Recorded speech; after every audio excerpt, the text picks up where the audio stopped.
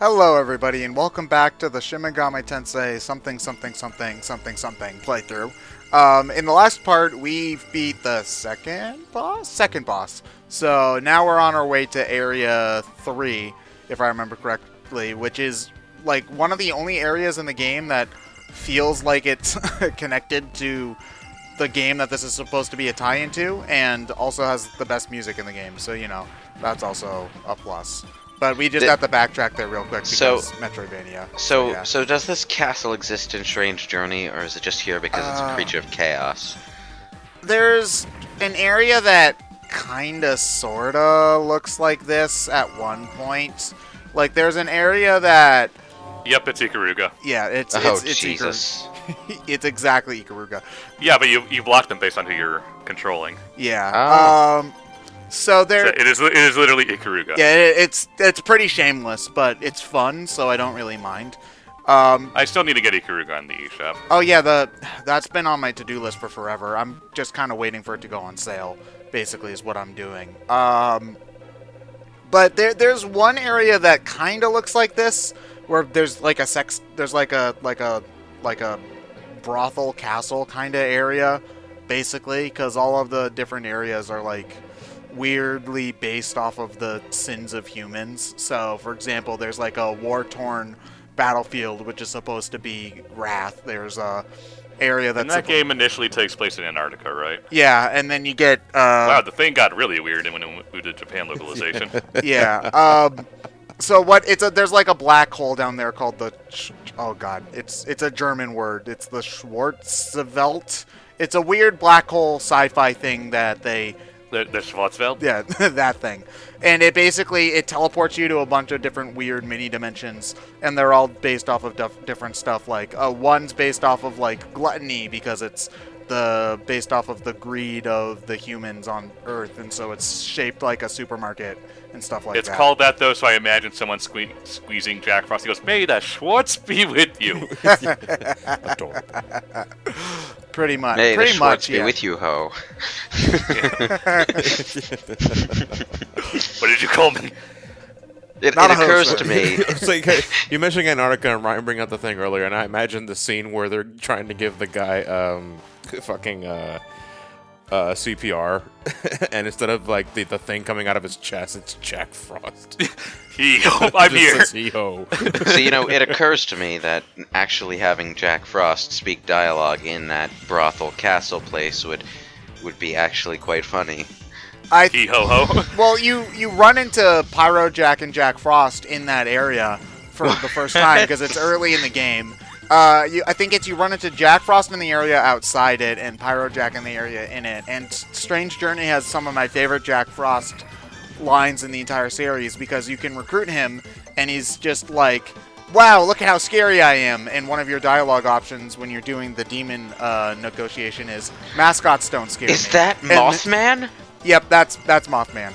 Mothman! I imagine them at the Rowlet section. He goes, "He-ho, what did you call me?" "Exactly what it sounds like, bitch."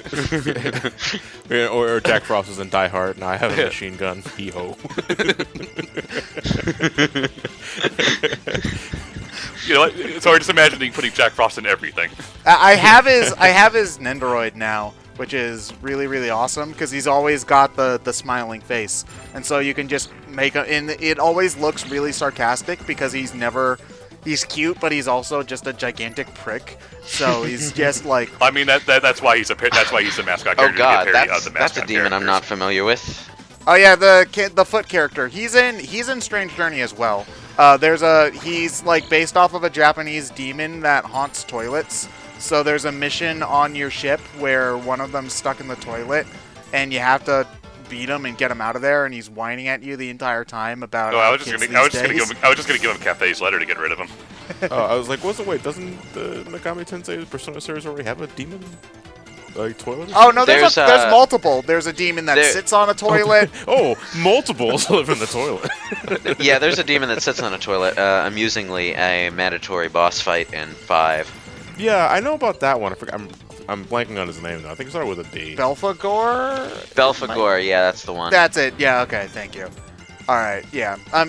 There's a lot of demons, and Many demons have multiple designs as well. Some of them Yeah. don't look anything like each other. Like, we're gonna come up to one in a moment with the next boss, which is an elephant thing called Grimmikala, I think. Maybe I'm pronouncing it right. I hope so. But they use his cool design in this game where he has swords and stuff, and then he has another design in some games where he's Oh, like I know just the demon an you're elephant. talking about, yeah. In some of the games, he's just an elephant, and it's with one eye, and it's like, okay, well, I like the ones with swords better. Thanks. This is the DMC world, it looks like. Everyone's telling me to buy and consume shit. Yeah, this is one of the most recognizable areas from Shin Megami Tensei Strange Journey. It's interesting because Strange Journey was originally supposed to be SMT4, but they didn't make it SMT4 because it's not set in Tokyo, and apparently that's important enough for it to not be part of the same series for them. Okay, but there's an area where you're in a supermarket, and there's these things telling you to buy stuff all the time. By that logic, though, shouldn't Persona 5 be a mainline game? I mean, most of the I suppose. It takes place in Tokyo. There's an apocalypse. There's 4 archangels.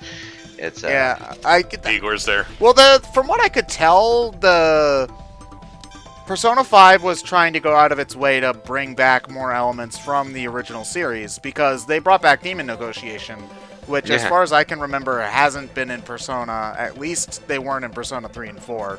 1 and 2 had Demon Negotiation. It was all RNG shit, though. Well, it's usually RNG shit, even in the mainline games. I mean, the dialogue is hilarious for Demon Negotiation. Don't get me wrong. I love the different responses that demons can have. Actually, recruiting demons often feels like a crapshoot. Yeah. Because even if you try to account for their separate personalities and say the things that you think that demon would want you to say based on their design and the way that they speak to you, sometimes you can just say the same thing in 2 different conversations and 2 different things happen. So a lot of it is just randomness. Yeah, Not fortunately, 5 does away with the randomness. It's always the same response to the same question that will get you the best result. That's good. Do they still have the demons that will run away with your shit, even if you... Yes. Oh, damn it. It's not very much, but they will do. They will do it if you're not playing your cards right. Do that? Well, they have demons that will leave if you... there's an ability that allows you to ask for... items or money multiple times. The option will be in red so that you know it's a risk, and occasionally when you pick it, they'll say screw you and they'll attack again. But there's no option. There's no option to give the demons anything because when you're negotiating with them, you actually have them in a holdup at gunpoint. So, you know. Yeah, because I know that in a lot of the Shin Megami Tensei games, when you're negotiating with demons, they'll be like, you have to do a conversation in order to get them to think about joining your party. And then they'll be like, okay, I want 67 Maka. Okay, I want a Life Stone.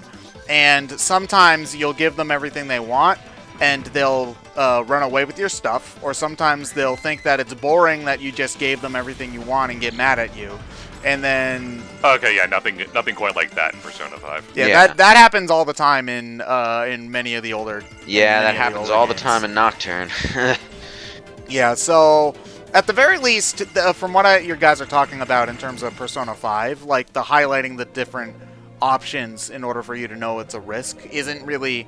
Like, I mean, it's something you can assume is a risk because asking demons for money and items is something you can do in the other games as well.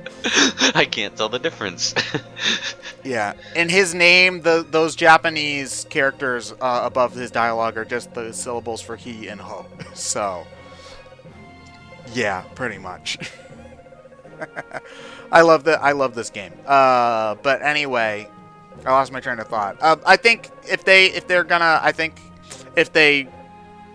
streamlined and refined the negotiation system in 5, and I assume people generally like it, otherwise the game wouldn't get the massive fan praise and critical praise and the awards and the character in Smash Brothers and all that.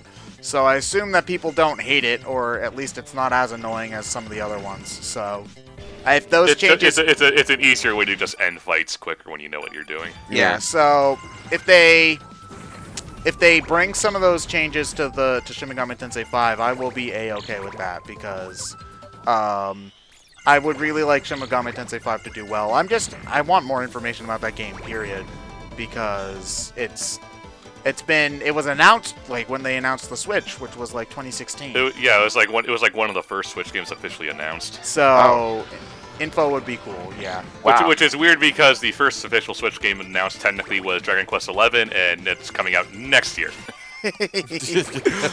Or, well, this will be up in 2019, so this year. Oh yeah. I'm actually January 1st is when they're announcing info about the Switch version. So hopefully, future Ted gets to enjoy that information as opposed to being depressed by it. But we'll wait like. It's significantly worse than the PS4 version in every way. Well, the thing is that the teaser that they showed, it looked almost identical. So, like, hopefully, aside from some, that's Toriyama's art style coming through. Yeah, that's true. But like the environments and stuff look pretty similar. So if the worst of it is just some frame rate problems, I'll be happy to be able to play that game on the go. But it's been a while since I've gone back to play an SMT game, now that I think about it. It's not something that they're very involved games, I think, is the thing. There are some RPGs that I feel like you can play as comfort food and, just play and enjoy and have fun and not have to worry too much about it. And I think that's part of why Final Fantasy succeeds so much is that it's an RPG that 9 times out of 10 you don't really have to think too hard when you're playing it, unless if you're playing 5 or the other really old ones. Or 15, where it's an action game. That's also true. But like part of the appeal of the SNES and PS1 games is that, well, okay, the good PS1 games, because we're not going to talk about 8. Is that you don't have to try too hard, And you don't have to try too hard in 8 either. In fact, you could. Oddly enough, 8's once when you know what you're doing, 8's the easiest one. Yeah. In fact, 8's also the easiest one when you don't know what you're doing. The first time I played it, I actually won by spamming Guardian Forces at everything. Although the final boss did trip me up by taking those away for about 5 minutes. Oops. And then I beat the first boss, unlocked the GFs, and proceeded to spam GFs again. I was very young. Yeah. It's just one of those things where when I discovered other, because, like, oh god, wow, 2011 was a long time ago, because that's when I graduated from high school, and I discovered Final Fantasy then, and then I discovered a bunch of other RPG series immediately after that. And one of the things that, it's very easy to accidentally activate those elevators if you're wondering what's going on there. But anyway, Final Fantasy teaches you to be bad at RPGs, because a lot of the extra stuff not only just isn't useful most of the time, a lot of the time it doesn't, just straight up just does not work. If you look at the original version of Final Fantasy 1, half the spells don't work, and most of them are status spells. Status effects and buffs and debuffs are things in Final Fantasy that I rarely, if ever, use at all, unless it's the Reflect spell, because the Reflect spell is godly. But I played a lot of Final Fantasy, and then I got to Nocturne, and I didn't use any buffs or debuffs or anything like that up until I fought Matador. And that's the reason I said in an earlier part that Matador is the part where you either learn how to use your buffs and debuffs, or you just don't go any further, because you basically need to make up for the difference between you and Matador by either grinding for ages, which I don't have the patience for, or actually using your buffs and debuffs to adjust his stats and your stats so that you're in a more of a fair fight. Yeah, but I feel like that's part of the reason why a lot of games like SMT and Dragon Quest are the first ones that pop into my head, but there's plenty of others where a lot of people don't get into them as hard because your brute force tactics don't work as much. Oh yeah, no, this is Alice. Is Alice gonna ask us to die for her? Yes, she is. That's the exact reaction I had, because I played this game for the first time while I was streaming, and the first thing I thought when I saw Alice pop up here is, crap. Because she is not... Well, I know Alice is notoriously a difficult encounter in Persona, specifically. In all of them. Not necessarily an encounter, because in 3 and 4 I don't think you fight anything resembling her, but she is like... In 4, she's the best death persona. And in both games, she's the only character who gets the best Dark Element instant death spell. Yeah, she has a unique attack called Die For Me, which is usually one of the best instant death spells in the game. Yeah, it has a high magic point cost, but it also has a very high probability of success. Yeah, so you can use it in nuke, especially if you're in areas with, because usually there are specific areas in these kinds of games where you'll fight a lot of like light elemental enemies, and so they're super susceptible to that. And and then you got like the passive boost spell that makes the probability of success even better. And yeah, you can turn Alice into quite the sweeper. Yeah, so she's usually a late game demon, is the thing, and the boss fights where you do fight her are known for being difficult as well. I like how pop culture turns sweet, innocent, daydreamy Alice from the Wonderland books into just the craziest, murderiest, most insanest thing in the world. Because it's not just SMT. What is it? Atlas Madness Returns was that game? There's that. Yeah, there's comics based on Alice that turn it into a really depressed. What is it with Alice and Wonderland being connected with insanity? Wasn't that an Oz thing? I think it's Alice is more or less kind of about tripping on shrooms. Yeah. Well, yeah. I Well, mean, be direct. the entire Alice in Wonderland book. The first book is just her having a really convoluted daydream while bored near a lake. So yes. I think it's just because Alice, I've never read the books, so I'm just guessing here. Alice is mostly just a vessel for the reader to discover all of these weird things that you're reading the book to see. Yeah, pretty much, yeah. So to give her a character, it's easy to make her psychotic or really angry or whatever, because it's like, oh, of course a psychotic person. King Frost. Yeah. Make sure you get a picture. I love that when King you pick Frost it up, existed.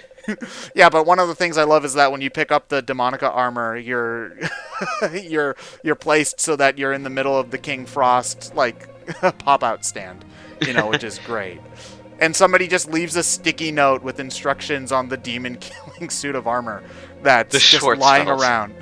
It is the Schwarzfeld. It's the Schwarzfeld. Yeah, there we go. So one of the things I also, in Shin Megami Tensei, I should just call it Strange Journey. I don't know why I'm saying the full title, but in Strange Journey, one of the demons you can recruit is a Jack Frost in the Demonica armor, because the armor that we're about to pick up right now is based off the armor the main characters in that game wear. So he just straight up gets a gun right now. Oh, yes. jeez. Yeah. Wow. Jack Frost the Hedgehog. Also, one of the things that I find very funny about it is that it's implied that this suit could be even more powerful, but because it doesn't register Jack Frost as a human, you can only just shoot the gun. So, that's a subtle joke that I find. It activates in guest mode, basically. So the big thing about it is that you have gun elemental attack. Yes, there is a gun element in Shin Megami Yeah, they brought that back in 5 because your characters have guns now. Yeah. Human. Weak against gun. Weak against Actually, gun. they're Most not things really- are weak against. Well, guns are actually usually not very good. They're not. They are in Persona 5. They're not actually guns in Persona 5. They're actually model guns that function as guns in the cognitive world. They're guns. Well, they function as guns in the cognitive world, but in the real world, they're just models. Oh, so in the cognitive world, the little orange thing on the tip doesn't matter anymore. They don't and have they can the start... little orange thing on the tip in Japan. Oh wow, really? Yeah, really. Oh man, well, they're way more hardcore. It's come up in multiple anime and manga that I've seen. Like there was a mystery in Detective Conan about a guy who murdered someone by convincing them to play act in a stunt with model guns, but he brought a real gun to it. Oh, okay, and that doesn't. Well, I mean, it's very easy to get around that in the States too, because I knew a couple of friends in high school who did a lot with like model guns and stuff like that, and all you have to do is either paint or duct tape, or electrical tape more accurately, over the tip, and then it looks basically like a real gun, or Mhm. close enough that if you're getting one pointed in your face, you're not going to think too hard about it, or take that shot pretty Yeah. much. Well, the major thing with the orange tip is that it has to have the orange tip on it if you're playing with it in public. Yeah, pretty much, because otherwise people will think you gotta. Yeah. I'm That's, actually. One of my that's- favorite memes is when Pokemon Sun and Moon were coming out, whereas they had the splash screen describing the Pokemon, and then one of them was just gun ability. It's a fucking it is actually a thing I think in Japan of people using model guns to make you think they have a gun to commit crimes with. I love how the skill is Demon Eho. Yeah, and also, yeah, because that's his name.